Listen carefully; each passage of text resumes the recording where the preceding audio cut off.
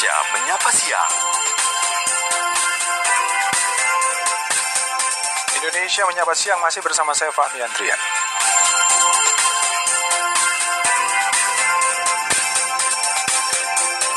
Dengar, seperti kita akan ke narasumber berikutnya dulu dari anggota Komisi 9 DPR RI ya, Pak Rahmat Handoyo. Selamat siang Pak Rahmat. Selamat siang, salam sehat, Assalamualaikum Mas Fahmi. Salam sehat kembali, Waalaikumsalam warahmatullahi wabarakatuh. Pak, ini kan ada 123 juta ya kurang lebih nanti yang akan bergerak meramaikan mudik Lebaran di tahun 2023. Bukan hanya umat Muslim tentunya, yang lainnya juga untuk ikut meramaikan karena liburan cukup panjang nih Pak ya. Ya. Nah, kalau mungkin dari Pak Rahmat sendiri ya, ini kira-kira langkah apa saja yang harus dilakukan pemerintah ini untuk meminimalisasi lah perkembangan kasus COVID-19 yang ada di Indonesia. Kan kita tahu juga ada peningkatan, sudah mulai sedikit nih Pak, meskipun tidak ganas gitu ya. Silakan Pak. Ya, pertama tentu kita menyambut baik ya, Lebaran kali ini bisa mudik bersama-sama tanpa ada pembatasan ya, PPKM ya. Tentu kita sambut dengan kegembiraan, penuh sukacita, dengan khusyuk gitu ya.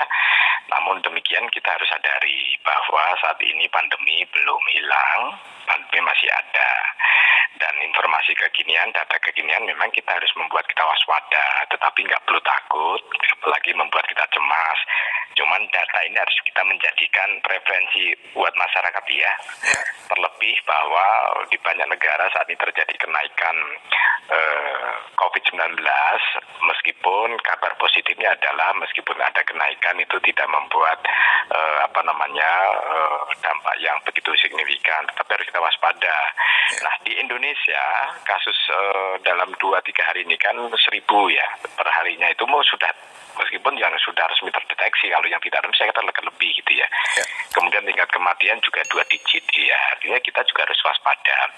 Ya, waspada bukan berarti kita tidak kita tidak ada halangan. Namun demikian, dengan berkaca di berbagai negara, kasus yang ada di Indonesia, ya kita sambut Lebaran kali ini dengan penuh sukacita, penuh kegembiraan. Namun demikian, kita harus pasang kuda-kuda, hati-hati. Saya kira apa yang disampaikan oleh Bapak Presiden tepat ya. Jadi kita menggunakan istilah menumbuhkan kesadaran kita dalam rangka untuk membentengi diri kita sendiri, sama saja juga membentengi masyarakat dan keluarga kita. Dengan cara apa saya kira? Ya tetap kita gunakan ya protokol kesehatan yang benar-benar yang ruang-ruang tertutup gitu ya. Kemudian yang kedua ya kepada pemerintah kita dorong, terlebih juga disampaikan oleh para ahli epidemiolog ya. Saya kira karena India dengan kita itu mirip ya, artinya mirip itu akupansinya booster yang kedua itu masih sangat kecil, masih sekitar di bawah 15%. Bahkan booster pertama pun juga belum sampai 50%, 40 sekian persen gitu ya. Artinya memang masih berisiko buat saudara-saudara kita, rakyat kita yang khususnya punya komorbid. Nah, untuk itu saya kira kepada masyarakat yang berisiko cukup tinggi, lebih baik kita menuju ke fasilitas kesehatan untuk booster. Nah, yang tidak kalah pentingnya saya kira kita tidak perlu euforia ya, tidak perlu euforia berlebih merayakan Lebaran ini dengan penuh tanggung jawab, sehingga informasi dan peringatan dari para ahli terkait ada potensi naik, meskipun itu tidak lebih bahaya dari kasus-kasus kemarin, tapi ini menjadikan kita untuk tetap waspada. Silahkan kita bersama-sama keluarga merayakan, dan terjadi arus mudik yang begitu besar setelah sekian tahun kita tidak mengalami atau tidak merasakan yang seperti ini ya. Nah, ataupun demikian kita tetap harus waspada, tetap hati-hati, jaga diri yang lebih paling bijak, begitu Mas Fahmi. Ya, tapi kan kalau dari data yang ada ini sebenarnya masyarakat kita ini kan sudah mengalami dikatakan tingkat imunitas yang cukup baik ya Pak, karena sudah banyak yang melakukan vaksin, begitu bukan Pak? Ya, saya kira kalau kekebalan kelompok itu kan terbentuk dari 2 hal ya. Secara alamiah, saudara-saudara kita yang sudah terkena COVID, saya kira juga kekebalannya juga akan semakin meningkat. Tapi juga ada kekebalan yang dibikin oleh vaksin. Pada dasarnya kita sudah cukup bagus, sudah terbentuk kekebalan kelompok. Namun demikian kita harus waspada ya, bahwa di luar negeri maupun di negara kita virus subvarian XBB.1.16 atau yang dikenal dengan Kraken ini ya mudah-mudahan memang faktanya memang tidak membuat kita atau virus ini tidak membuat lebih parah, namun kita atau tidak lebih parah dari yang terdahulu gitu loh. Namun demikian kita tetap waspada.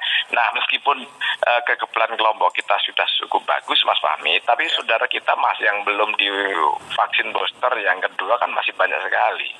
Artinya yang rentan, kemudian ada yang lansia yang punya komorbid, itu juga ada hal potensi untuk terserang.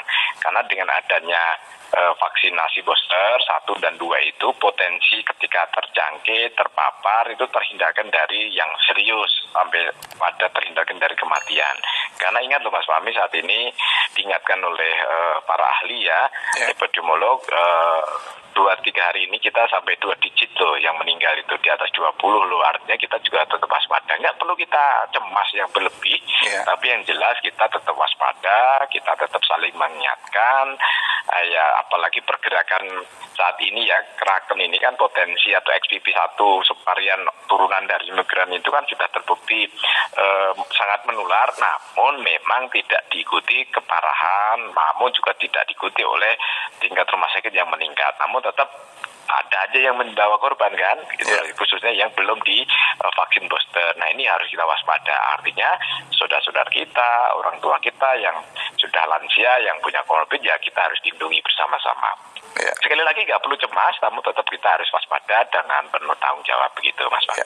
Komisi 9 DPR RI sendiri Pak untuk mengantisipasi persiapan dan kehati-hatian nanti jika mungkin akan ada ledakan gitu sudah ada Pak?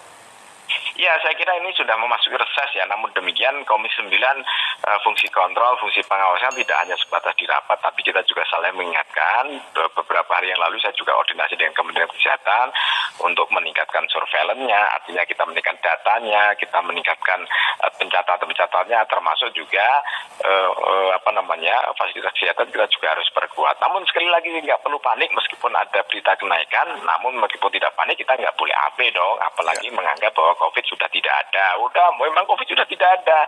Karena hampir sebulan 2 bulan ini tidak ada berita harian untuk COVID Tapi karena kita dikejutkan di luar negeri, kemudian data di kita juga sudah merangkak naik, kemudian juga Kraken XBB subvarian Omicron juga ada di Indonesia yang terbukti menyebarannya lebih cepat.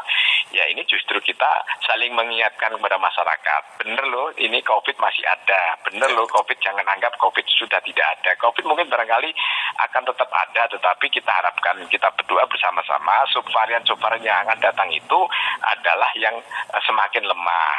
Harapan kita, tetapi kita juga harus waspada ketika subvarian Omicron maupun varian yang lain itu bisa lebih berisiko. Nah, untuk itu saya kira apapun tetap kita ikutin arahan dari pemerintah. Saya kira kita tumbuhkan kesadaran untuk kita saling menjaga diri sampai dengan menjaga saudara, keluarga dan masyarakat, begitu saya kira. Terakhir mungkin Pak, ada himbauan nih bagi masyarakat yang belum vaksin booster nih Pak. Saya kira dengan momentum mudik yang ratusan juta yang akan terjadi pergerakan kita ke kampung halaman, kita nggak perlu euforia, namun demikian kita juga perlu cemas, namun jangan pernah anggap juga bahwa COVID itu sudah tidak ada. Terbukti COVID sekarang naik, meskipun tidak terlalu membebani rumah sakit, namun demikian bahwa kematian tiap hari masih ada.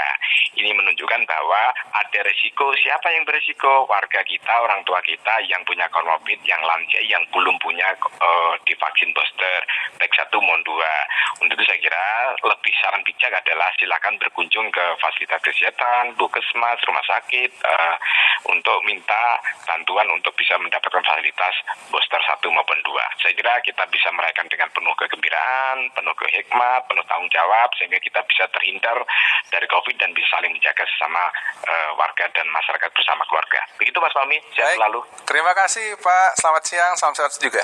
Assalamualaikum warahmatullahi wabarakatuh, selamat siang. Waalaikumsalam warahmatullahi wabarakatuh. Anggota Komisi 9 DPR RI Rahmat Handoyo. Pendengar, nanti kami akan kembali dengan informasi yang lain, tetaplah bersama kami.